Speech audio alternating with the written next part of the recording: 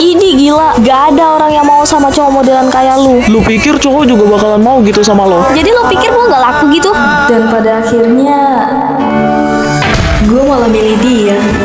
Dia yang dulunya selalu menjadi masalah yang ada di hidup gue, sekarang malah jadi solusi setiap masalah gue. Ya gue akui kalau gue memang makan omongan sendiri sih. Tapi ya mau gimana lagi. Ya